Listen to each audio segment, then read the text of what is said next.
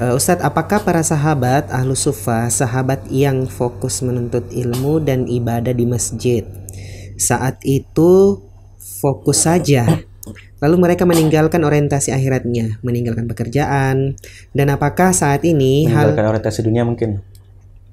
Iya, mungkin salah. Iya, salah gitu. Mungkin saja. Mereka meninggalkan orientasi dunia, ya, meninggalkan pekerjaan. Dan apakah saat ini masih relevankah jika kita bisa meniru mereka akan perihal fokus apa yang mereka kerjakan? Jadi Ahlus Suffah adalah sahabat-sahabat Nabi Shallallahu Alaihi Wasallam yang datang ke kota Madinah dan tidak memiliki tempat tinggal, tidak punya harta, tidak punya keluarga, sehingga mereka ditempatkan oleh Nabi Shallallahu Alaihi Wasallam untuk sementara waktu tinggal di masjid. Jadi tidak selamanya. Dan itu berjumlah sekitar 70 sahabat Nabi SAW. Dalam beberapa hadis disebutkan bahwa kalau Nabi SAW punya susu, umpamanya Nabi SAW membagikan kepada mereka, memanggil Ahlus Suffah lalu mengajak mereka makan dan seterusnya. Karena memang mereka tidak punya pekerjaan. Mereka datang dari tempat yang jauh, tidak punya apa-apa, tidak punya keluarga, sehingga untuk sementara waktu mereka tinggal di masjid. Dan karena Nabi SAW menyampaikan pelajarannya di masjid, sehingga mereka mendapatkan dan bisa lebih fokus untuk menuntut ilmu di masjid.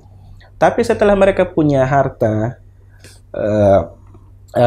mereka kerja dan lain sebagainya, mereka tidak tinggal lagi di masjid.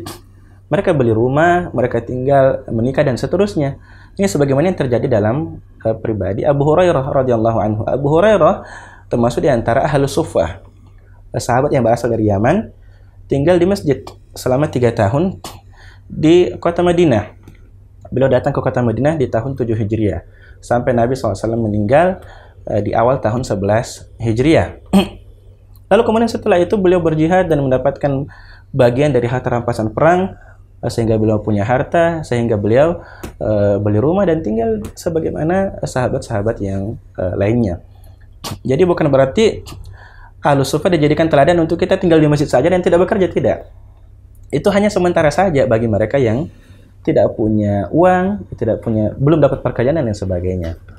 Iya. Jadi jangan disalahpahami ya. Karena ada yang seperti itu. Hanya fokus di masjid lalu tidak mau bekerja dan lain sebagainya. Bahkan Umar bin Khattab radhiyallahu anhu pernah menegur orang yang seperti ini, hanya fokus saja di masjid lalu tidak mau bekerja untuk dunianya. Bagaimana dia bisa menghidupi dirinya dan keluarganya? Karena keluarganya ini punya hak-hak yang harus dia tunaikan. Nah.